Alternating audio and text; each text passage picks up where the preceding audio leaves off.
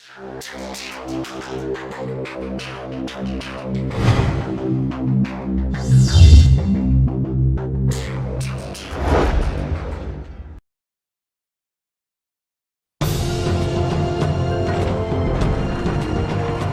were the first big animals to fly. But their bodies were so bizarre, it's hard to imagine how they got into the air. They were pterosaurs, and they owned the skies for 150 million years. I'm blown away by these animals. Pterosaurs are probably the weirdest animals that live on this world. They are the closest things to living dragons the planet has ever seen. They're not birds, and they're not bats. So what in God's name are they? They're impossible animals. They're reptiles, and yet they're flying around. How on earth could these animals ever fly? And can they fly again? Now, join the quest to build one. Hunt for evidence that unlocks the mystery of their flight. Piece together clues that may lead to the largest creature that ever flew. Come face to face with the monsters of the sky.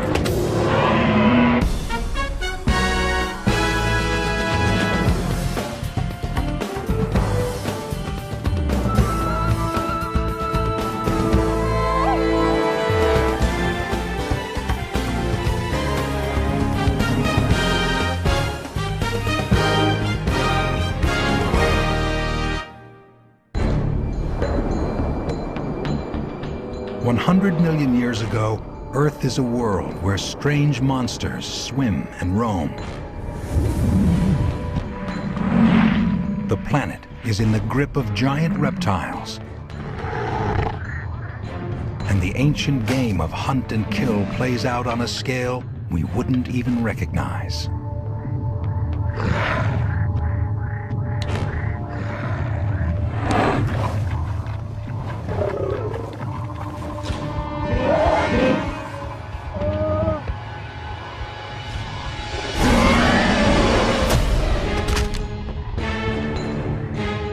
But there is another dimension to this world, often overlooked but more remarkable. It's the realm of the most mysterious creature of them all. Pterosaurs. Flying reptiles, some bristling with teeth.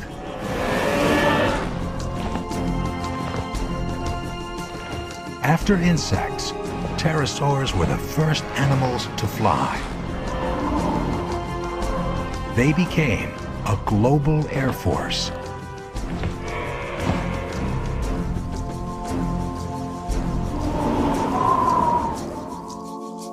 Pterosaurs appear abruptly in the fossil record 220 million years ago. We don't have a clue about how they evolved.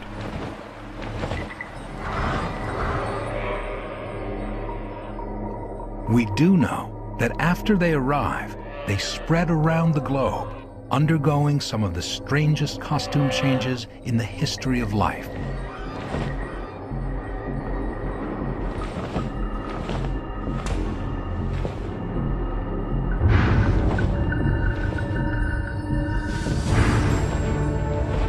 Some had short tails, others long. Some were as small as a sparrow. Others were giants. Many were covered with something like hair and sported crests as if out of Mardi Gras. They had outrageous jaws, fine-tuned for hunting. But for all their variety, it's flight that defined them. Somehow, these long-necked, gawky creatures not only figured it out, they perfected it. 220 million years ago, this skill set them apart from every other large creature. Birds didn't even exist yet. Pterosaurs ruled the skies.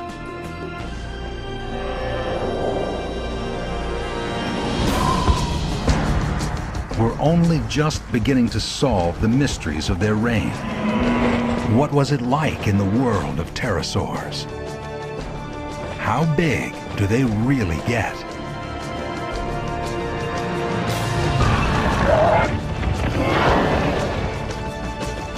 And how does an animal that looks like a broken umbrella get its ungainly body into the air and actually fly?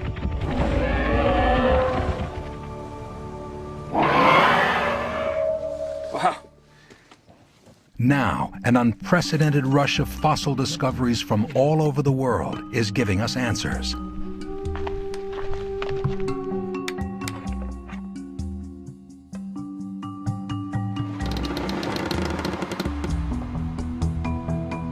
And the most intriguing find could rewrite the record books on pterosaur size. Paleontologist Dino Fry leads a major investigation of a recent discovery in Israel's Negev desert. He thinks this is a finger bone from a pterosaur of unprecedented and almost unbelievable dimensions. If Fry is right, there's only one other pterosaur that comes anywhere close. It's a colossus called Quetzalcoatlus, or Quetz for short. Discovered in Texas in the 1970s, it was the largest flying animal ever seen.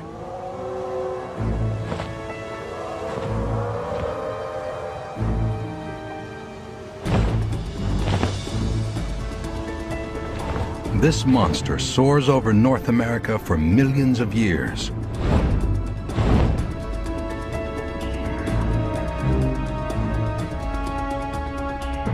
It has a wingspan of nearly 40 feet.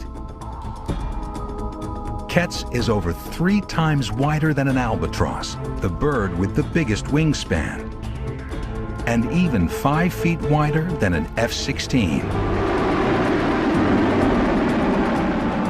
Quetz cruises at an estimated 45 miles an hour and weighs 300 pounds, over 6 times heavier than the largest flying bird. But the new discovery in Israel may be evidence of something a lot bigger. When I saw this big bone for the first time, I couldn't believe what I saw. I first thought that must be a tree trunk or something like that. But a close examination revealed that it must be a bone. And then I had this goosebumpy feeling, and I couldn't speak anymore. If this really is a pterosaur bone, and that's not an easy thing to determine, it would be from a new giant that would make Quetz seem like a Cornish game hen. Whenever pterosaurs were discovered, their finders thought they found the biggest. And I don't know where it ends. Makes it big. Finding out just how big it is will become a global detective story. And there's another investigation. One that's trying to figure out how pterosaurs flew.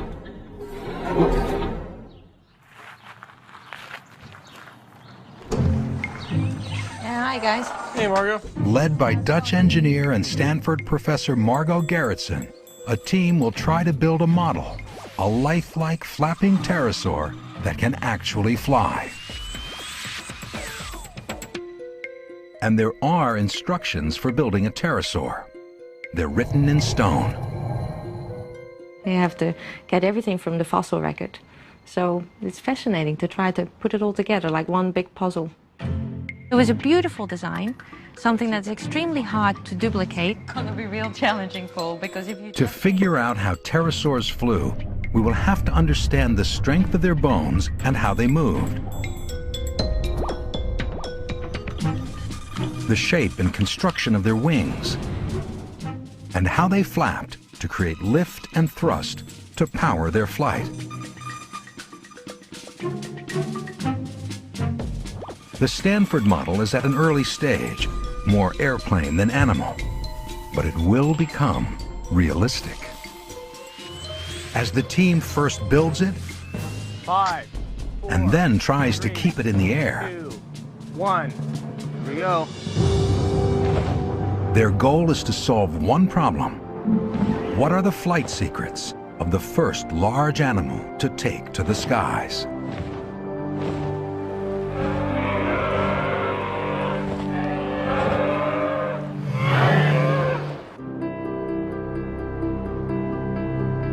We used to think that birds and bats were the only big flyers in the skies.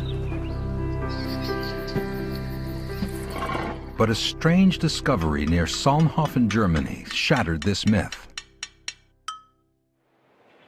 This limestone quarry is a huge evidence locker, loaded with clues about life in a shallow lagoon 150 million years ago.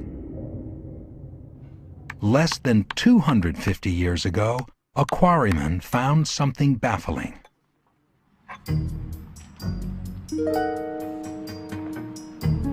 What was it?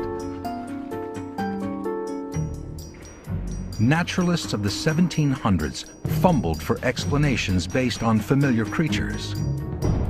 Some thought it was a type of duck. Others believed it was a kind of bat. Yet others saw the wings as good for swimming underwater. But the fossil defied them. It was unlike anything ever collected before. One man finally unraveled the mystery. That sleuth was Georges Cuvier. He was the first to figure out that animals had gone extinct. He was the first to understand what dinosaurs were. And here, 2 centuries ago, he applied his forensic eye to the German fossil and blew the case wide open. Cuvier received a drawing of this strange petrified animal, and he realized suddenly that it was completely a new order of animal. It was a new branch on the tree of life. Cuvier spotted a tiny bone in the jaw that's like those found in only one kind of animal. Somehow, the weird winged creature was a reptile. What was a reptile doing in the sky? You have a reptile flying. This was completely surprising.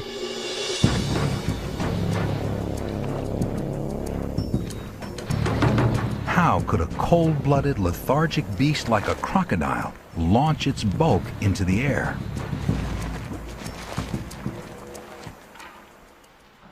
Cuvier found the answer in the hand. A single finger had grown enormously, enough to support the wing. Cuvier called the creature Pterodactylus, roughly wing on the finger. It was a revolution in biology.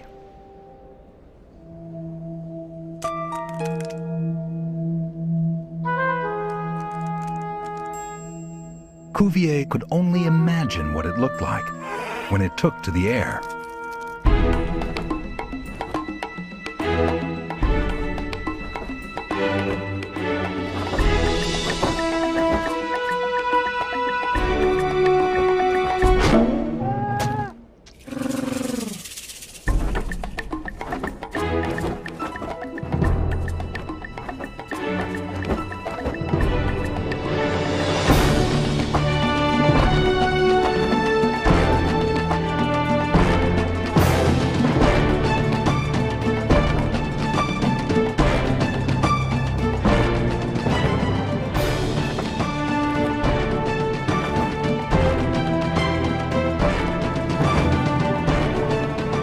For 200 years, we've known that pterosaurs flew, but only recently have we started to figure out how.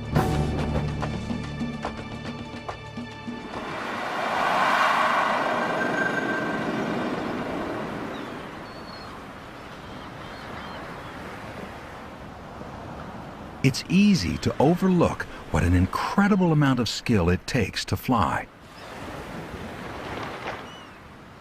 To get answers about how pterosaurs did it, take a look at the wings of birds and bats. All flying animals use the bones of the hands or fingers to fly, but they do it in different ways. Birds have lost the fourth and fifth fingers. They take the first three fingers, and these form the supports for the feathers. In bats, it's a different story.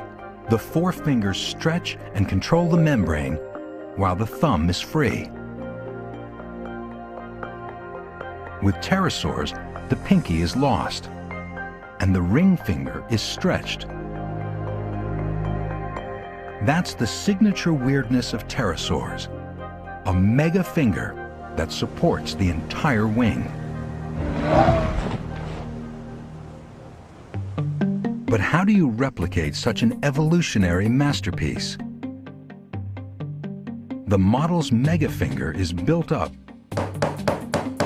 with layer after layer of thin carbon fibers.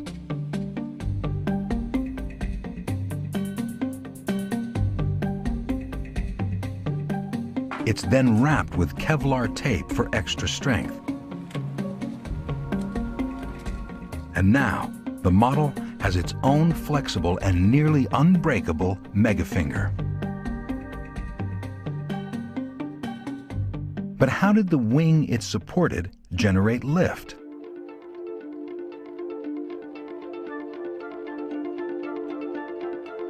There's a striking similarity between pterosaur wings and the sails on racing yachts. Air rushing over the curved sail moves a boat forward. Turn that on its side, and you have lift from a wing. Now we can calculate the lift of any pterosaur, whether the size of a sparrow or the size of a jet.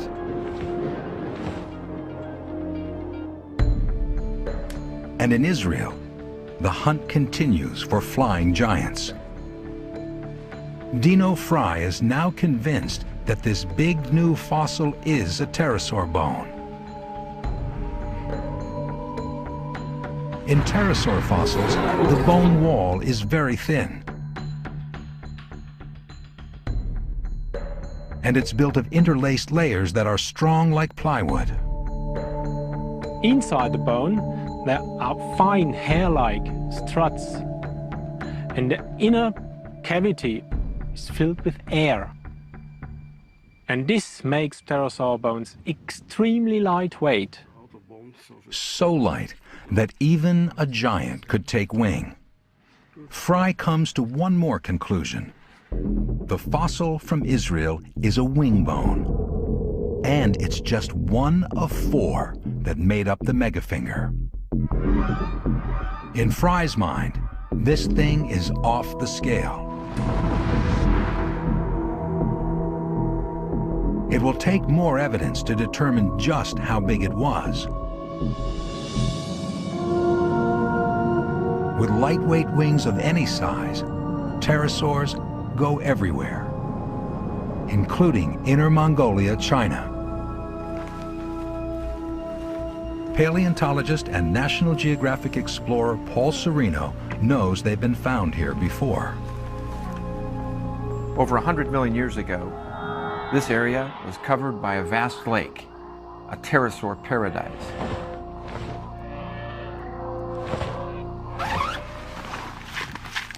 Since pterosaurs are best preserved near water, Sereno looks for traces of them in the ancient lake bed, which has turned to rock. You pick up a rock, first thing a geologist wants to do is break it.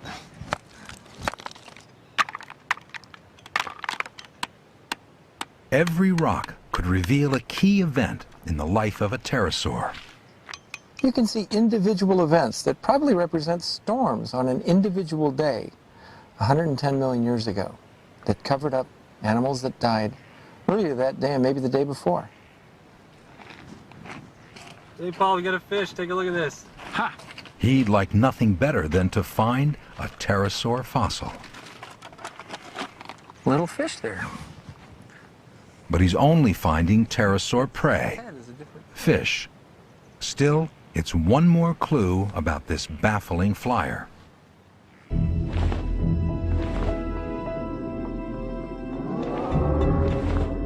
You see an animal that is like nothing else you've ever seen.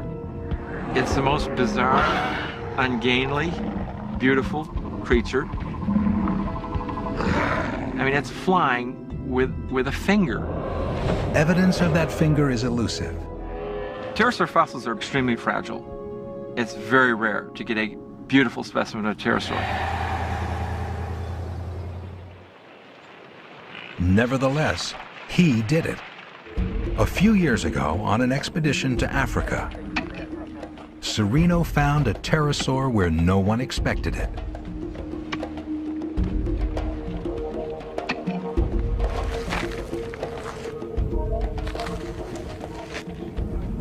And every once in a while, you walk into an area and you find something that could take years to find. It's a pterosaur bone, probably a wing bone. Because pterosaur bones are so unusual, we decided to go and collect that one. I left a group of students to do that, and it was taking them an awful long time. Finally, they reported back that, well, it had sort of grown. They had this folded wing finger measuring, you know, the length of a human body. So it's missing this end, but this end. Pterosaurs are virtually unknown from Africa. There were just bits and pieces recorded, and it really was an incredible discovery. Before this expedition, major pterosaur discoveries had come from Europe, China, and the Americas. The discovery of our African pterosaur showed they had a global reach. They truly conquered every continent. Pterosaurs were a worldwide force, but they faced threats. One may have come from the jaws of an African superpredator. Because on the ground, pterosaurs were sitting ducks. When Sereno found his pterosaur, he also found fossils of a heavyweight predator called supercroc. This is Sarcosuchus, the giant crocodile of... Its jaw alone measured over 6 feet. One huge skull.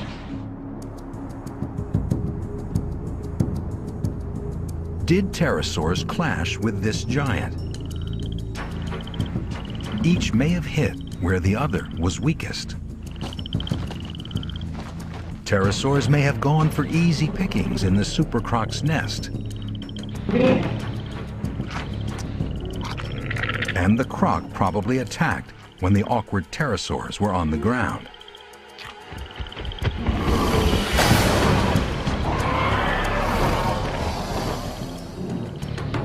Investigators recently unearthed evidence of a similar conflict, the first ever discovered. A fossil find in Canada may show that pterosaurs tangled with dinosaurs.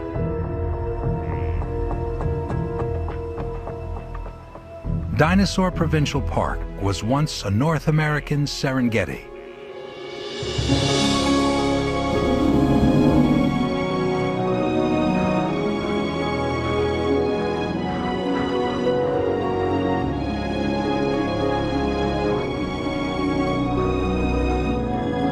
Here, pterosaurs tried to stay clear of danger on the ground.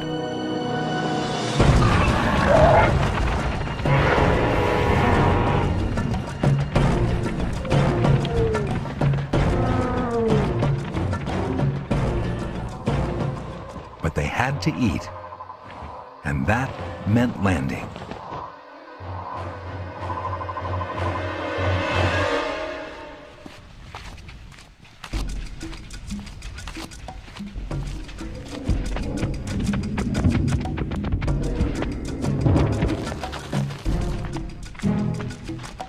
Eons later, a fossil hunter found hints of what may have been one pterosaur's last landing. I walked around a corner and took a couple more steps and looked down, and there was this long, skinny bone.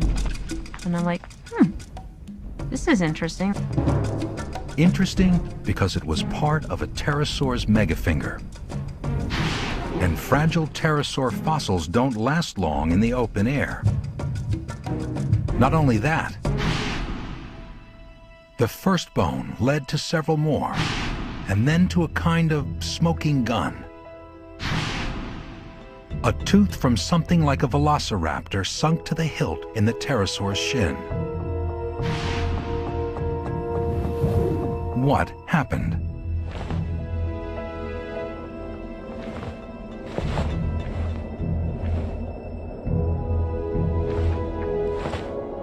Below the pterosaurs, raptors were constantly on the hunt.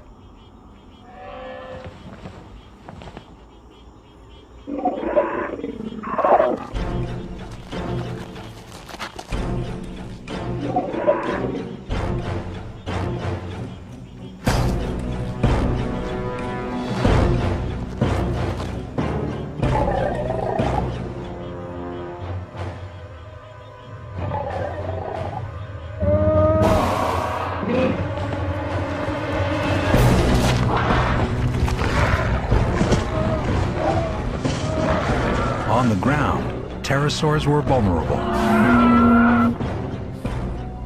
Their power was in the air. Flying was their ultimate survival tool.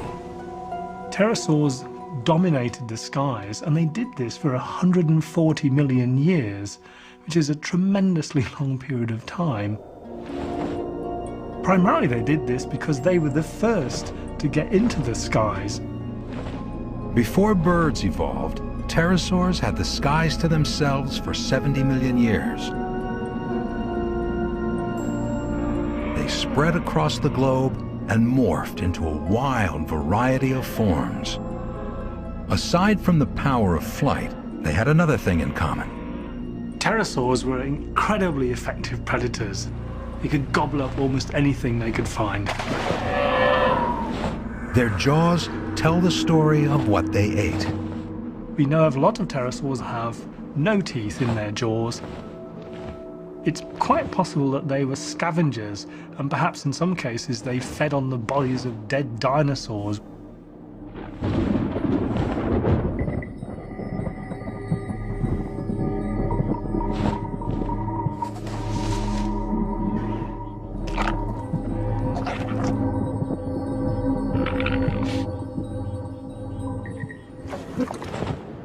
Many pterosaurs were aggressive hunters. Some were able to snag their fish on the wing. These big, long, sharp-pointed teeth basically are the tools of a fish catcher who wants to make darn sure that he grabs his prey when he sticks his beak into the water. One kind of pterosaur used a sieve of 1,000 teeth to strain for crustaceans. Other pterosaurs have long, sharp-pointed jaws which they use to lever shellfish off rocks or pluck them out of the sand. For all their variety of feeding techniques, pterosaurs were often found by water, shorelines, rivers, and lakes. And water wasn't just a place to eat, it was also a place to be eaten. Tylosaurs, giant marine reptiles up to 50 feet long, lived in prehistoric seas. Above them flew the nyctosaur. Its freakish 3-foot-tall head crest, as big as its wing, may have supported a kind of sail. To find prey, the nyctosaur had to fly low.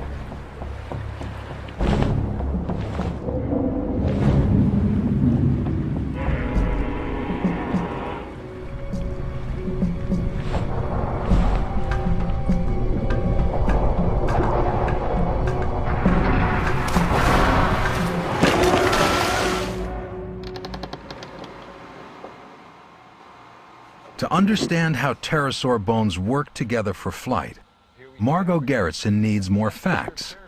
So she visits Paul Sereno's lab with model team member Jim Cunningham. The first bone we found led to another one, and it led The to another megafinger of Sereno's African find contains vital clues. Well, when I first saw the fossils, I was just blown away, because it makes the whole thing come very much alive. This joint here, right at the articulation of the wing finger and the wrist, are really key areas for your model, I think. And some of the These bones look very fragile, but then you look at the structure, and it is incredibly beautifully designed and gives the pterosaur bones a lot of strength.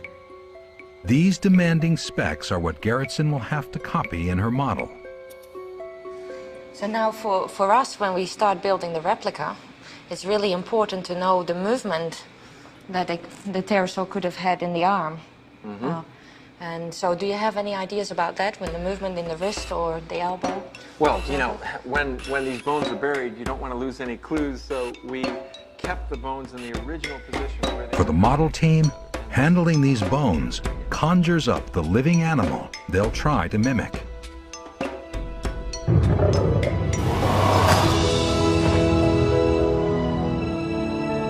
Its success in prehistoric Africa hinged on its extraordinary flight control. The 16-foot African pterosaur cast its shadow on duckbills. It cruised over prehistoric turtles.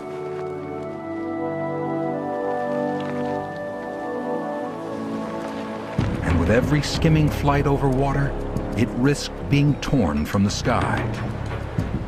To avoid that fate, pterosaurs could not only fly, they could fly well, even at low altitudes.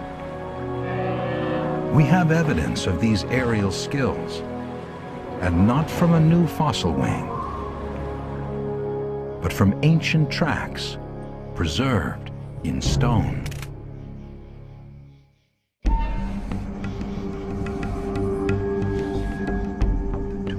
No one ever thought that pterosaurs were skilled flyers. Their clunky bodies seemed to prohibit anything but gliding. But near Toulouse, France, a new piece of evidence has trashed this myth. Two investigators examined the rarest of pterosaur fossils. Not petrified bones, but fossilized footprints.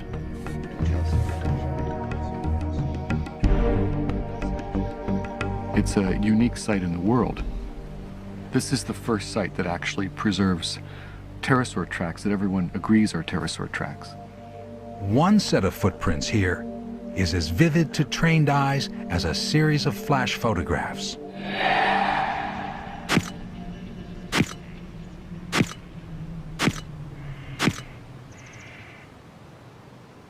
It's the only known record of a pterosaur landing. And how a flyer lands reveals how well it controls its flight.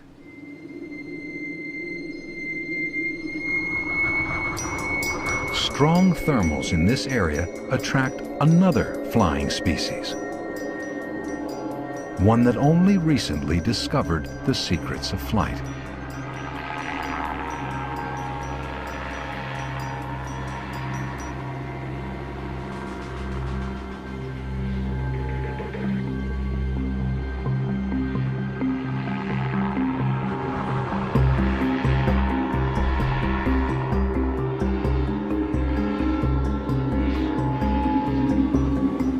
Paragliders have excellent flight control. They can land slowly.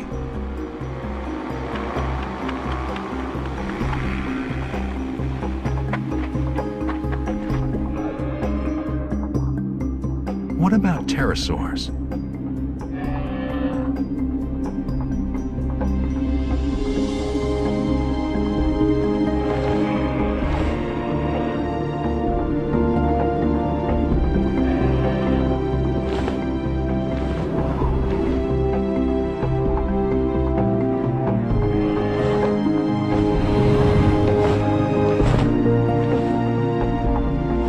The trackway of this pterosaur reveals extraordinary flight control. It touched down slowly,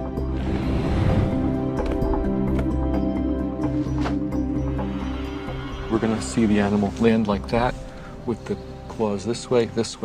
So he's landing here and moving forward like that. Then landing again in these tracks here, these two footprints. And then for the first time, the hands come in and they land there. Weirdly, pterosaurs have hands halfway down their wings. While standing, they bend their megafingers up and back. This trackway reveals a key fact about pterosaur flight. They didn't make a running landing as many birds do. They slowed themselves down during final approach. So there's basically two ways it can do that. It can glide down, stall with its wings, and drop.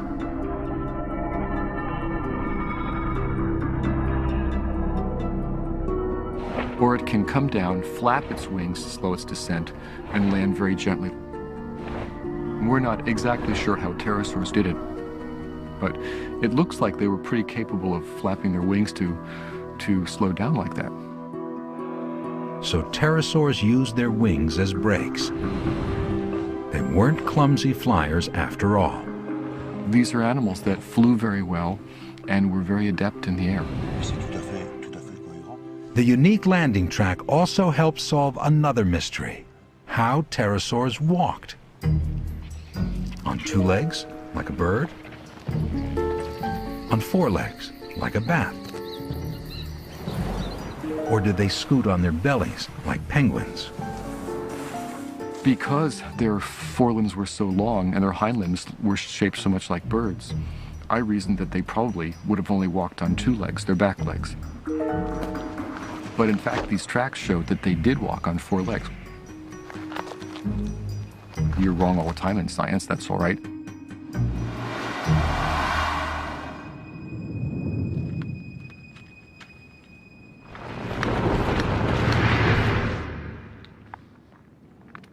In the hunt for the ultra giant, tracks will offer a different kind of evidence. Evidence about size. Fossil footprints recently found in Mexico look like nothing ever seen before.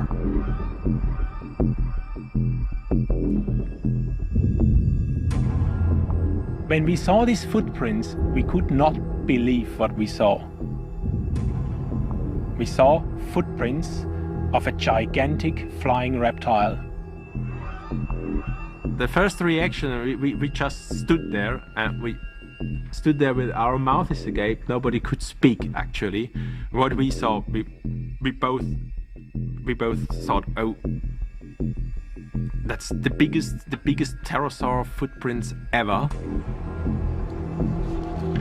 Fry's understanding of the tracks will be controversial. Prehistoric footprints can be hard to interpret.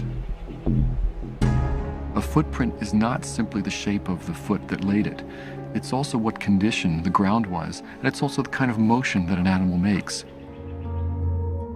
The Mexican tracks have a very elongated type of footfall.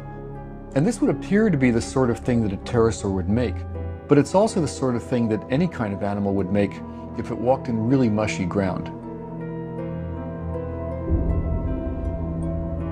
But the hand and foot outlines are so different that Fry concludes only pterosaurs could have left these tracks.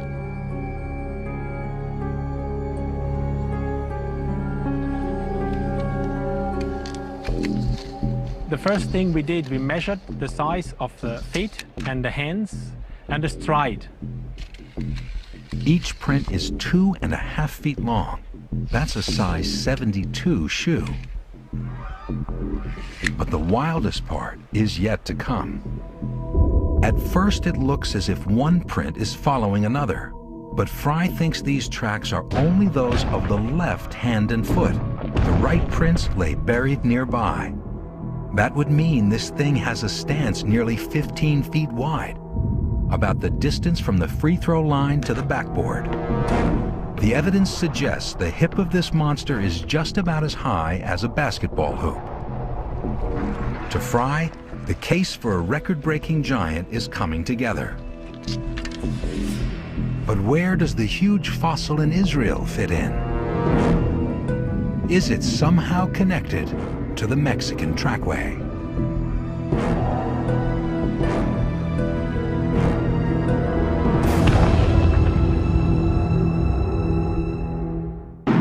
Monster of monsters, big as a skyscraper. Ever since we figured out what pterosaurs were, they've been living large in our imaginations. Look out! They've seen us! But one man was more obsessed than most. Aeronautical engineer Paul McCready. He's known for inventing weird flyers like the Gossamer Albatross, the first human-powered craft to fly across the English Channel.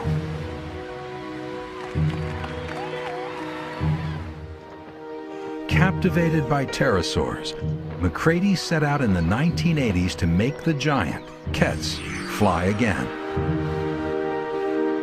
His team's biggest challenge was flight control, especially figuring out how to steer. Fossil expert Kevin Padian advised the project. They thought it really had to have a tail, and it didn't have a tail. But instead, they were very clever. This animal had a very long neck. So they used the neck as the way to balance and steer the animal. But that's not how real pterosaurs did it. And even with this compromise, sometimes it crashed.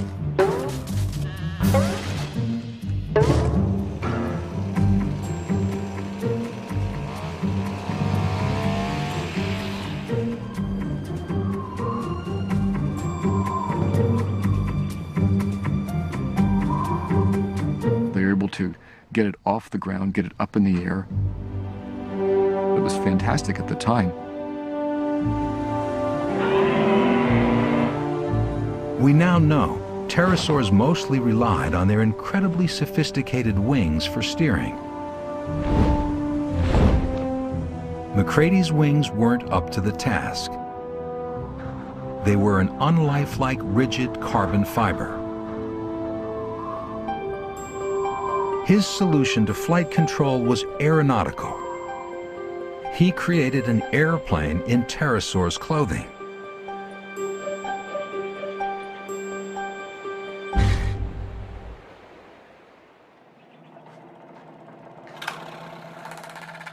Gerritsen, on the other hand, aims for a lifelike pterosaur that steers like the real thing.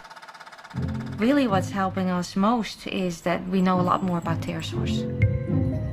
Because lots of fossils have been found, we know much more about how they were built. Take the head. Fossil evidence shows that pterosaurs like this flew with their heads angled down, not parallel to the ground as McCready's model did.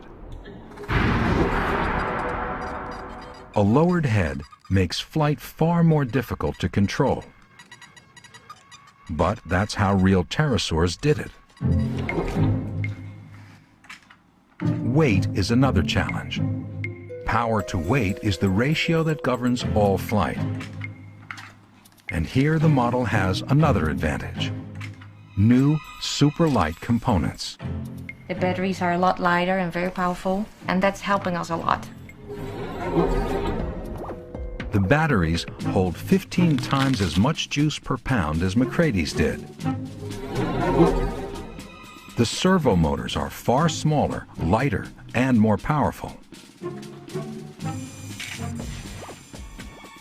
But the biggest difference is the wing. The goal is to solve the steering problem by copying the complexity of a real pterosaur's wing. McCready's wing had only a single moving joint, the shoulder.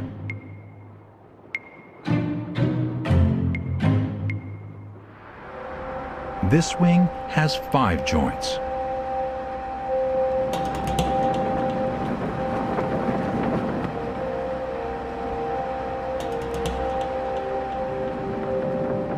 Now these lifelike wings are ready to be tested. Mounted on the fuselage of a remote-controlled airplane. They'll fly at about 25 miles an hour, the estimated speed of the living animal.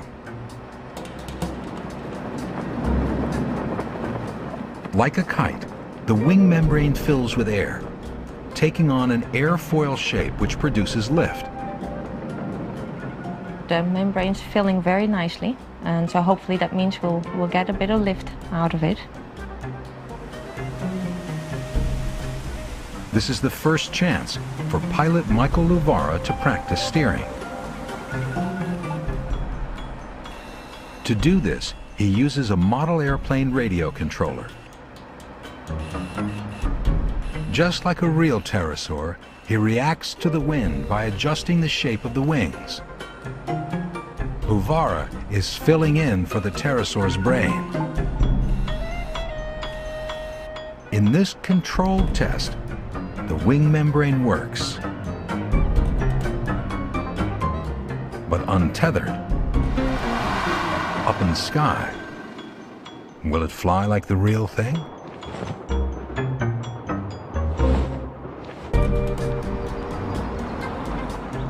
Getting into the air is such a big technical challenge, it looks like magic. And in pterosaurs, most of that magic is in the wings.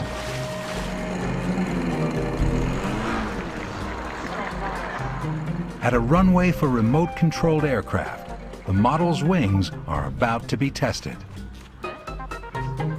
At this stage, though, the model is only part pterosaur. It still needs an airplane tail to steer, and it uses a propeller for takeoff. It may look crude, but it boasts one of the most sophisticated wings ever built. Based on clues from pterosaur fossils, there are 5 movable joints inside the wing for steering. The shoulders rotate. They can also sweep forward and back. The wrists can also rotate and sweep, and the wing can bend at the elbow. Now the object is to experiment with them. That's the one thing that we're trying to figure out with this replica right now. Which of the joint motions are really critical for control? The answer was wired into the real pterosaur's brain. So Luvara will have his work cut out for him. Here we go.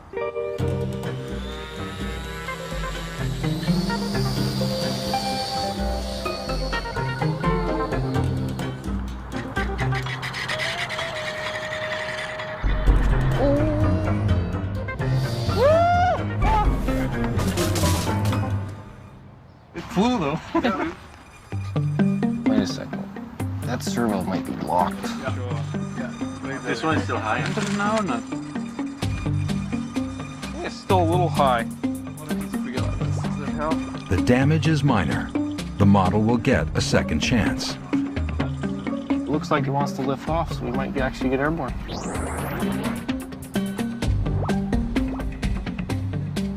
Constant tweaking is what it will take to fly like a pterosaur. It is a challenge. It's certainly like flying a ball, and you got to keep on trying balancing on top of the ball. Something wrong with the elbow, so that's better. Yeah, here we go.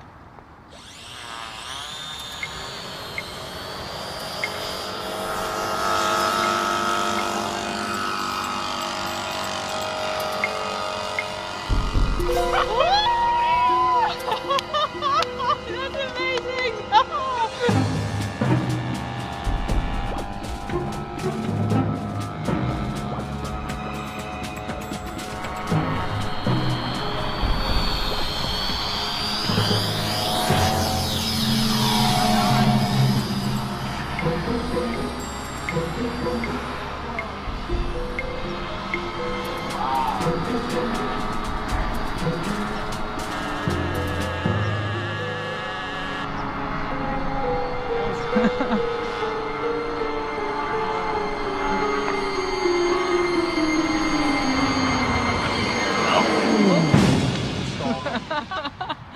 Oh well.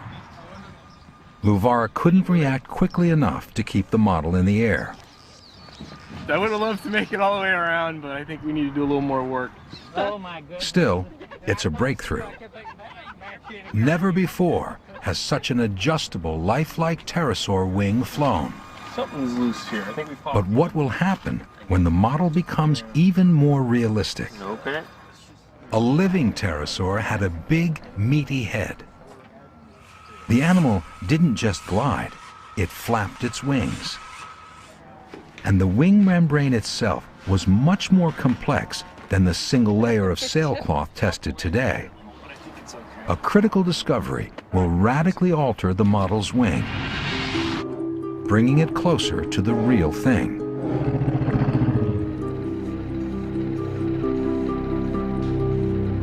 In the 1800s, in Germany, bone hunters found a remarkably detailed fossil. Hidden inside, the defining feature of pterosaur wing membranes. Pterosaur wing membrane is a unique construction in nature. Layer of stiffening fibers controlled the wing shape. Fibers run diagonally from front to back to stiffen the wing and maintain the airfoil shape.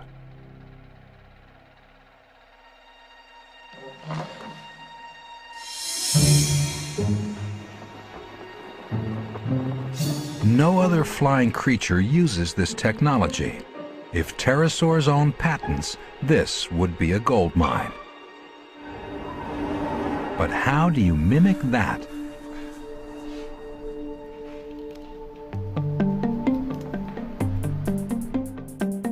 The solution is ingenious. Nylon line. It's the closest thing to pterosaur wing fibers. Paleo artist Hall Train lays it in at the same angles as real pterosaur fibers.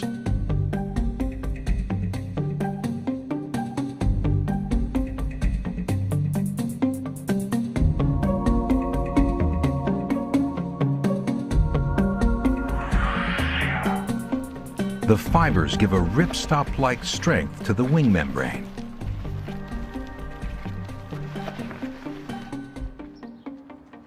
So the unique fibers in the pterosaur wing made the wing a lot stronger in this direction from the outer wing that carried the large forces to the inner wing. And that allowed these large forces to be transferred to the upper arm, and that was extremely strong in the pterosaurs. And because of that, the pterosaur wing was allowed to grow much larger than the wings in birds. These small fibers may be one of the critical features that allowed pterosaurs to grow to be giants.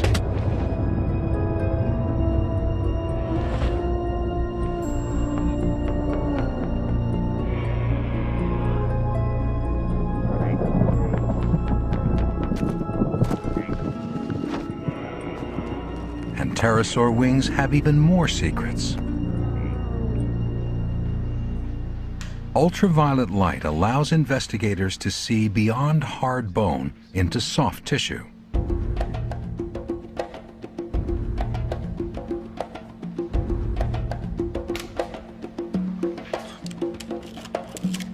If we look at pterosaur fossils under ultraviolet light, we see structures we never dreamed about.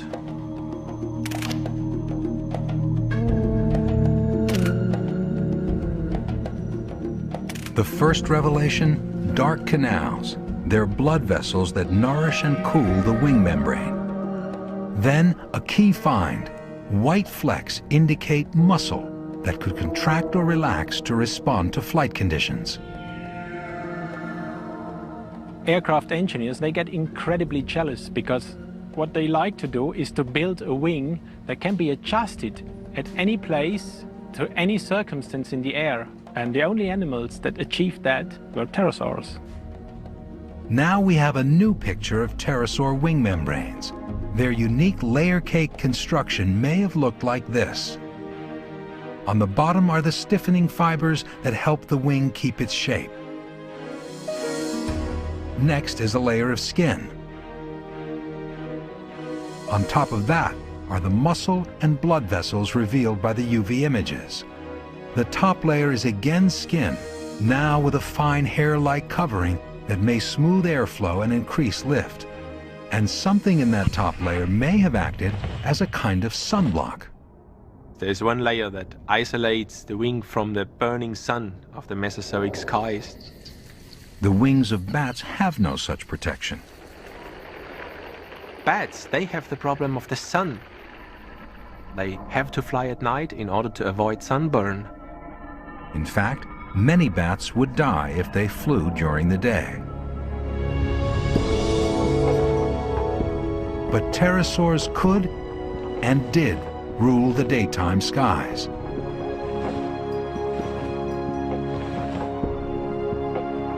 With each new discovery, pterosaurs defy our expectations. And a recent find offers yet another twist.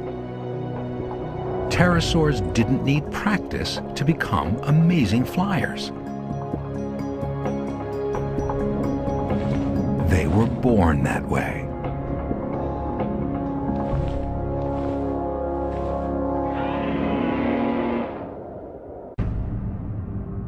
Pterosaurs don't give up their secrets easily.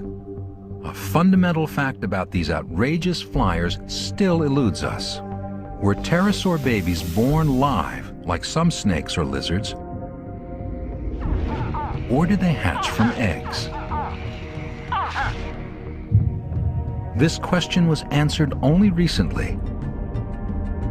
In China, 2 paleontologists uncovered a fossil of a tiny, curled-up pterosaur. It was a pterosaur chick inside an egg. The discovery of the egg was probably the find of the century, because this tells us something about pterosaurs, about how they reproduced, of which we had absolutely no information before. It was pure speculation, and suddenly here we have an egg.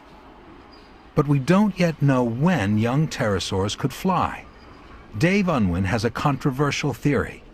Evidence shows that many baby pterosaurs died far from the nest. We find the fossil remains of these individuals miles out at sea. And the only way they could get there is if they were actually flying animals and they got caught in a storm, ended up dead in the water, and were buried in the sediments at the bottom. Could pterosaurs have flown right after hatching? Newborn birds and bats can't because they're awkwardly proportioned.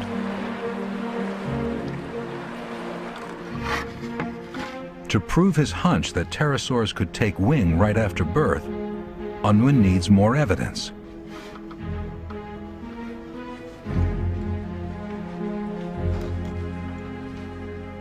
So he's assembled a rare series of fossils, the same kind of pterosaur at 3 different ages.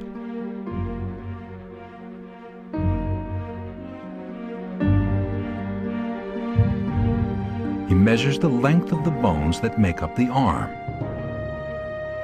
then those of the megafinger. Unwin finds that the arm and the megafinger grow at the same rate. So the proportions of the wing don't change at all. As a check, he measures bones that have nothing to do with flying, like the beak. These proportions change, so only the flight-critical bones keep the same ratio. The evidence about pterosaur hatchlings now comes together. They have all their forelimbs, they have their wing membranes. These tiny little pterosaurs could fly.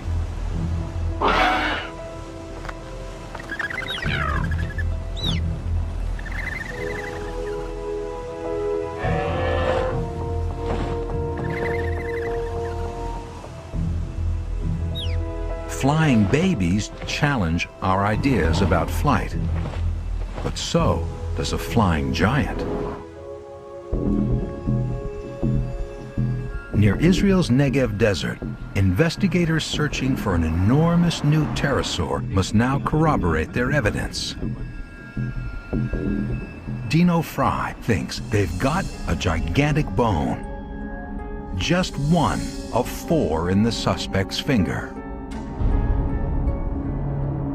8,000 miles away in Mexico, they have giant footprints. Both clues suggest there once was a giant. But are they from the same suspect? If they could tie them together, the case would get much stronger. And that's what they do. By figuring out the age of the sites where the evidence was found, one in Mexico and one in Israel, they get a match. Both are about 71 million years old. But then Fry's case suffers a setback. A new test shows the big fossil from Israel isn't the evidence he thought it was. Under the microscope, a thin slice reveals patterns not visible to the naked eye. What Fry was convinced was bone turns out to be wood. Without the Megafinger's fossil, Fry's case now rests on the tracks alone. Tracks he's sure were made by an ultra-giant pterosaur. He will use this trackway to figure out size. By taking measurements of foot and leg bones from other pterosaurs, he can scale them up to match the prints. What was the wingspan of the monster that once walked here?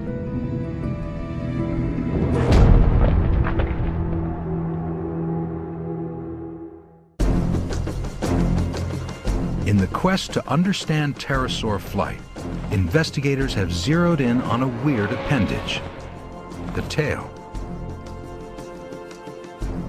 Early pterosaurs had long tails.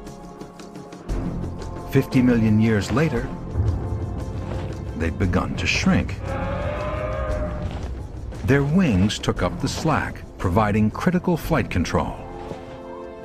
The history of aircraft shows the same progression. Early airplanes required big tails. Now, state-of-the-art craft can manage without them, but only because their wings are so sophisticated. Following the path of evolution, Gerritsen is shrinking the model's tail. But that will make stable flight harder. Now the wings will take on more steering control, just as in the real animal. Now when we're moving the wings back like this, the pterosaur will start to dive down. Where we want to go up again, we're moving the wings forward.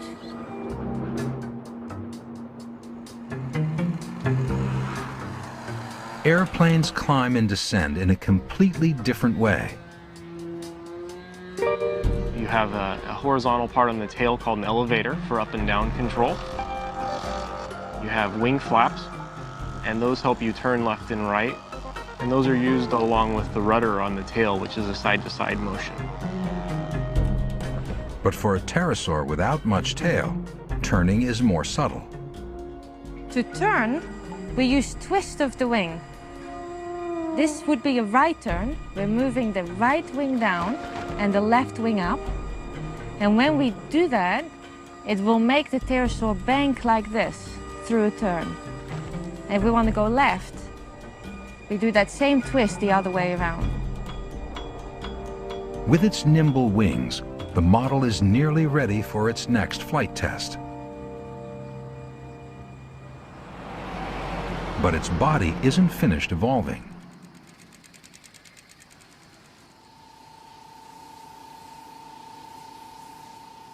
Blood vessels reinforce the idea that a real pterosaur's membrane was living tissue.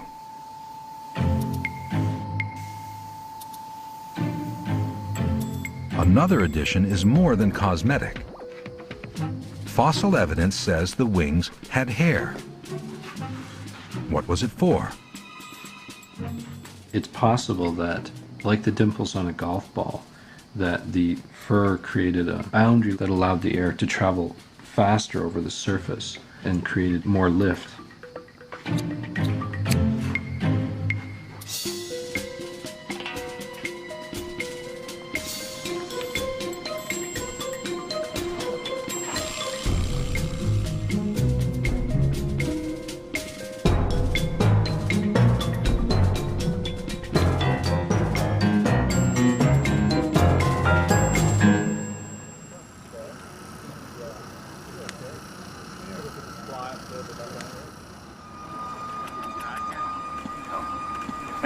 so real. After its makeover, the replica is so lifelike that it's given a name, Herky, short for Hercules.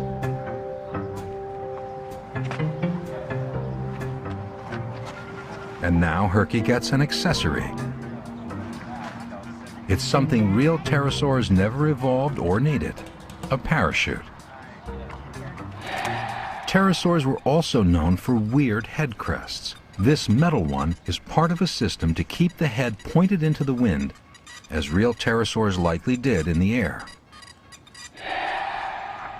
For this crucial test, a large remote-controlled airplane will carry Herky aloft and then drop it. You want to check it? This is going to be our first flight with fur on the wings. It could go unstable, but I think in generally we're going to be quite all right with it. This is close to being the weirdest thing I've ever flown. Okay, mothership camera. Okay, lens cover off. The team performs final checks at a makeshift mission control. Should be on channel 2. All systems look good, but there's one nagging worry. We don't have these fast ways to control this, as a pterosaur could have done. Something goes wrong, pterosaur would immediately have controlled it. We don't have that. Our response is a lot slower. There are a lot of risks associated with this, and we could lose it. Herky must rely on Michael Luvara's reflexes. A real pterosaur had a big advantage, a flight computer, its brain. A new discovery suggests that its brain could make precise micro-adjustments of the wing many times a second. In a major breakthrough, recent X-ray scans of their skulls revealed faint imprints of pterosaur brains. Pterosaurs had huge balance organs that were able to measure tiny changes in pitch, yaw, and roll. A large part of the brain helped keep the pterosaur's eyes steady during quick maneuvers, a critical skill for hunting. Controlling flight also requires gathering data from the wing as well as from the arm and leg joints that keep the membrane taut. This information was analyzed by another processor that was the core of the flight computer.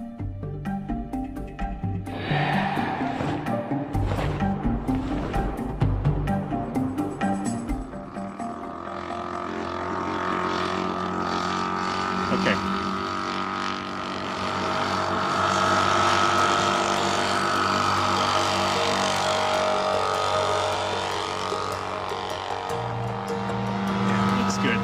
With Luvara filling in for Herky's brain and a second pilot controlling the mothership, a gliding test of Herky's lifelike wing begins. Altitude. Okay, one more lap. The pterosaur will be released at a height of 700 feet. Okay, countdown to launch. 5, 4, 3, 2, 1. Now. The drop is clean. The next step is critical. The head, pointing straight ahead for takeoff, must be angled down into the realistic position. 300. Oh. But now Herky pitches down. Luvara tries to release the parachute. It doesn't respond.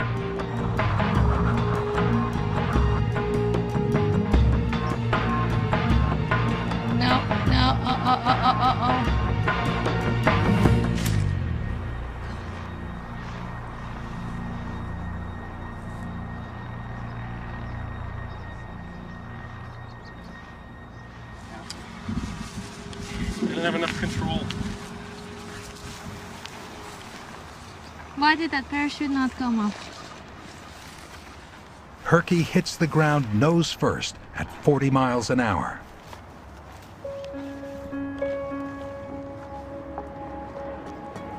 They thought they'd copied every detail, down to the hair on the wings.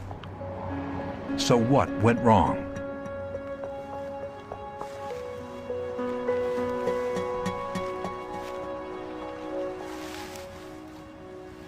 Herky was built in 1 year, but it took nature millions of years to perfect real pterosaurs. That's because flight is one of the toughest skills an animal can master. Does Herky have the right stuff?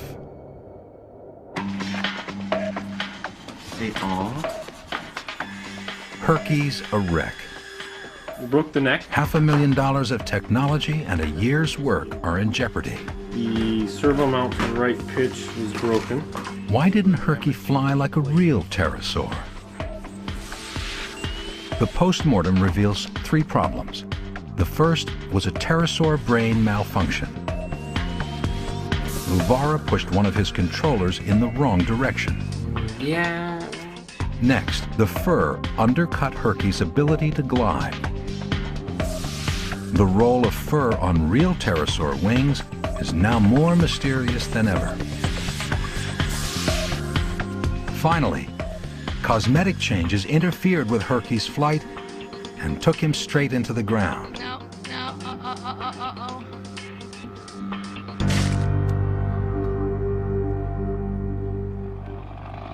Herky is patched up and rebalanced.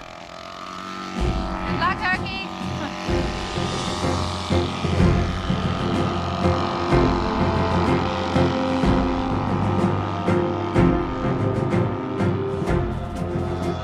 Okay, wings are full forward. Keep going. It's just lifting like crazy. Start your right turn. That would be good on, for the launch curves. That would be great for her. Tell them we're keeping climbing. Keeping climbing. Climbing. That's a good right there. Okay, don't dive. 5, 4, 3, 2, 1. There it goes. Okay, head on. Finally, Herky flies.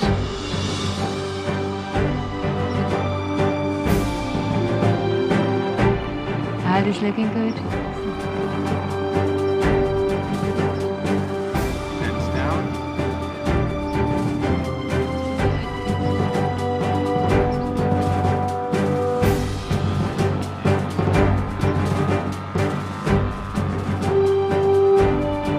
Coming at us. Landing! That's beautiful. That was beautiful at the end.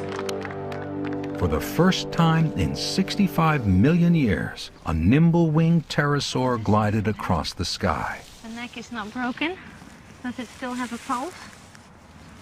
But Herky and his kind didn't survive for millions of years just by gliding. They had to flap their wings. How did they do it? The answer again comes from birds and bats. They're the only 2 large animals alive today that can carry out a special wing motion that keeps them in the air. It's called the flight stroke. If you want to get up in the air, you have to do a certain kind of motion with your arms. And you can't just flap like this, it doesn't work. It actually requires a stroke that's down and forward, up and back, down and forward, up and back. Despite differences in their wing construction, birds and bats have similar flight strokes. But what about pterosaurs?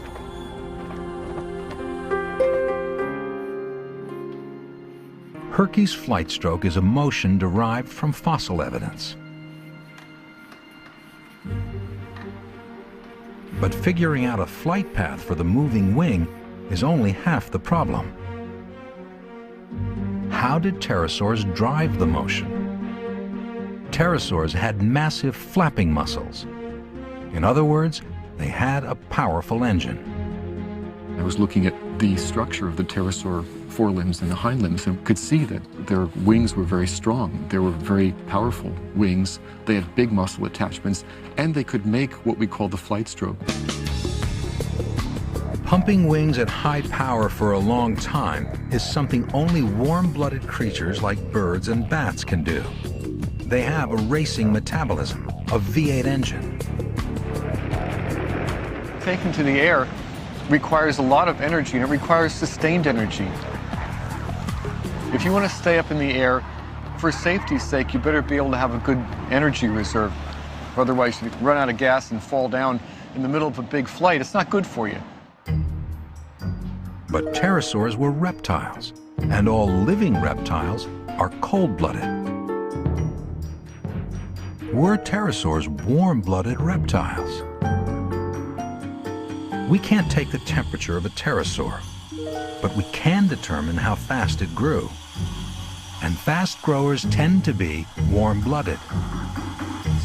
If you look at the fine tissue structure of an animal's bones, you get a sense of how fast they're growing. That tissue is laid down differently in slow-growing and fast-growing animals. Cold-blooded animals grow slowly, and the signature of this low-energy lifestyle is engraved in their bones. They don't have a lot of blood vessels to fuel growth. The bones of pterosaurs look completely different. They are jammed with blood vessels that feed fast growth. Their bones show the same kind of tissue structure we see in fast-growing animals. That's very difficult to imagine doing without being something like what we would call warm-blooded today. And there's one more convincing clue. It's a fossil of a pterosaur that had fur not only on the wings, but also on the body. Discovered recently in Inner Mongolia, it comes from an animal with a big motor. Only a warm-blooded beast needs fur to conserve heat.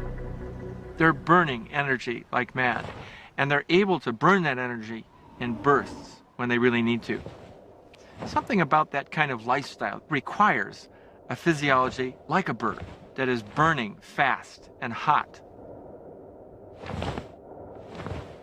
Maybe pterosaurs would have felt warm if you touched one. They were everything but like today's reptiles.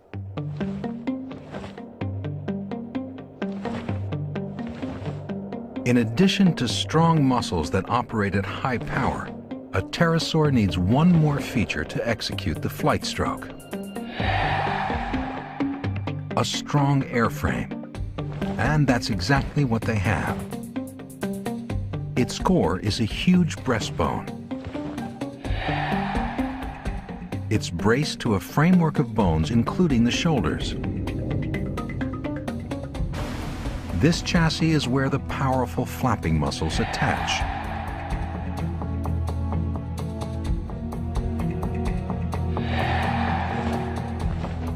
This design of muscle and bone makes up the pterosaur's engine. So how will Herky evolve something like that? The flapping takes a lot of power. There's a big wings, and it's flying at high speed. So we need a big motor. But the motor adds weight. An analysis of the last flight showed Herky was already heavy and descended too fast.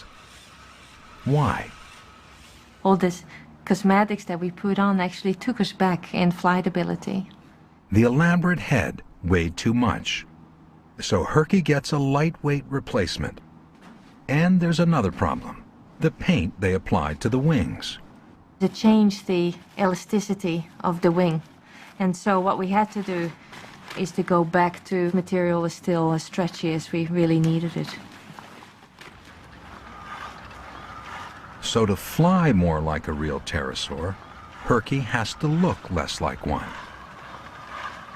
Shaved and in fighting trim, Herky evolves from glider to flapper.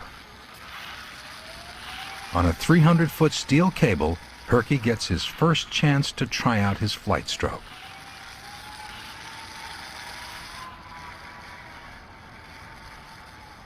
What I really liked about today's test was how the flapping cycle looked. It looks very natural. we have the wings going in and out, as the pterosaur would have done and birds do. And I think that makes a tremendous difference. In an animal defined by its wings, the flight stroke is the key to survival.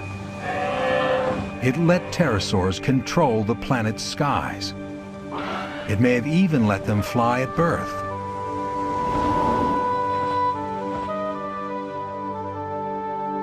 Along with a megafinger and a layered wing membrane, it's an essential secret of pterosaur flight.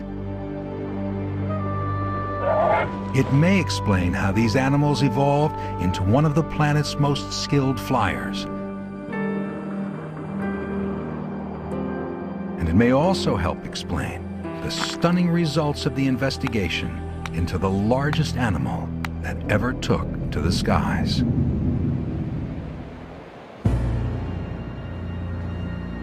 Herky's been worked over, crash tested, and refined.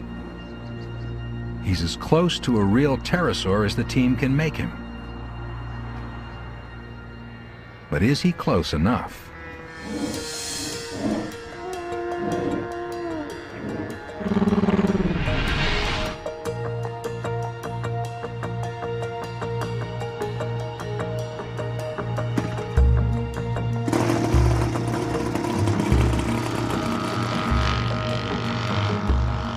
Wing finger and a prayer, Herky takes off for the last time.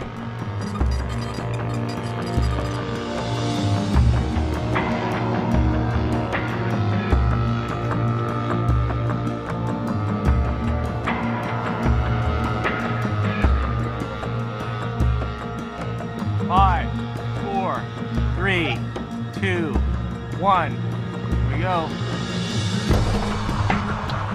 Now it's time to flap.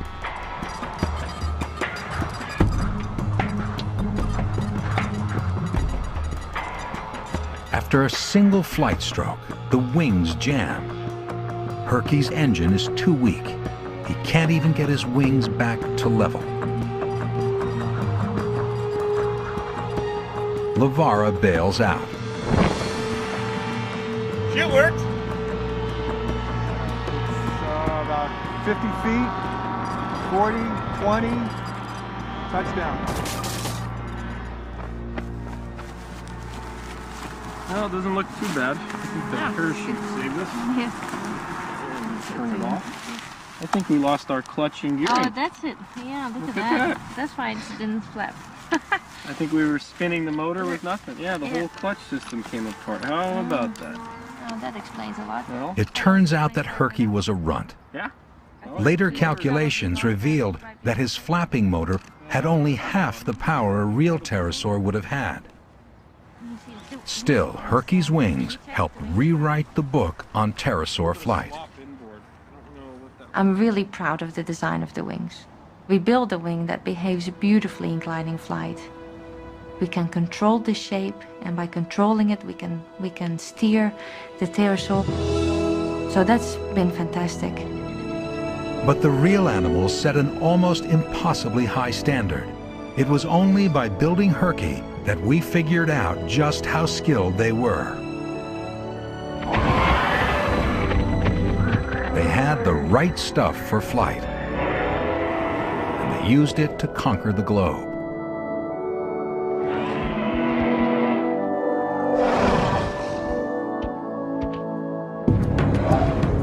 Tenacious hunters, they adapted to different diets.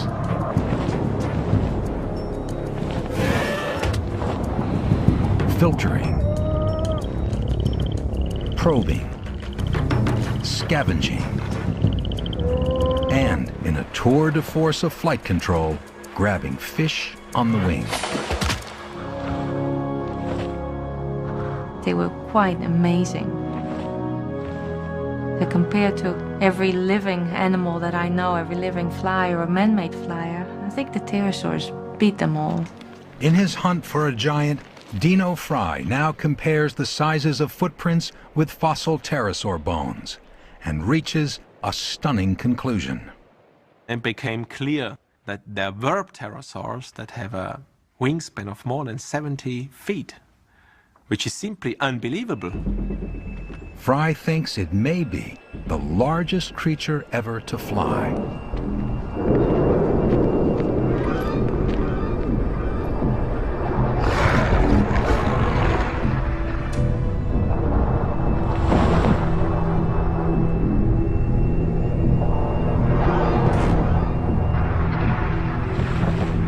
It would have been a monster, more Airbus than animal, almost beyond comprehension. Its eye may have been the size of a basketball. Its egg may have been as big as a playground trash can. And its wings would have been so long, it could have almost dunked at both ends of the court at the same time. Pterosaurs in general are such an enigmatic, interesting group because every time we think we know something about them, we're wrong.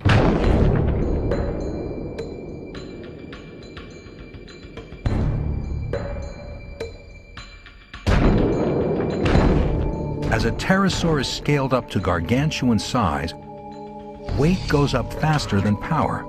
And this may give us an idea about how the ultragiant would have flown. If you're that big, you're certainly not going to be actively flapping for very long at a clip.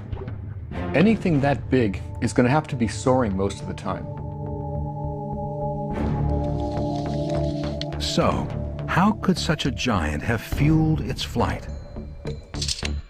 Most likely, they only could collect food, which was easy to get. In other words, pretty much anything that crossed its path. That must have been so impressive, and I can't describe you what I would do to see that live.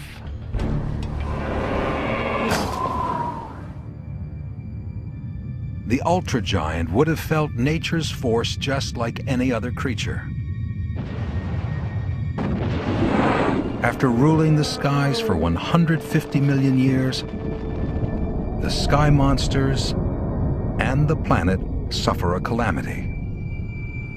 An asteroid strikes the Earth.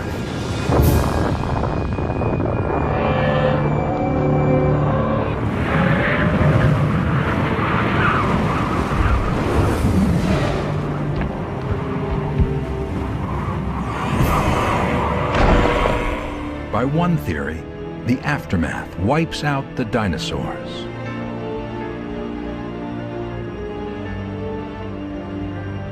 The monstrous marine reptiles disappear too.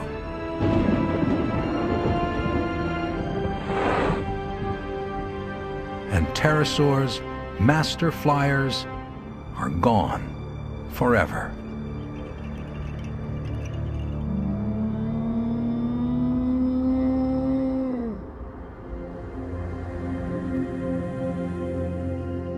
The skies are left to the birds and the bats. But for all their majesty, they'll never match the grandeur and weirdness of the greatest creatures to ever take wing.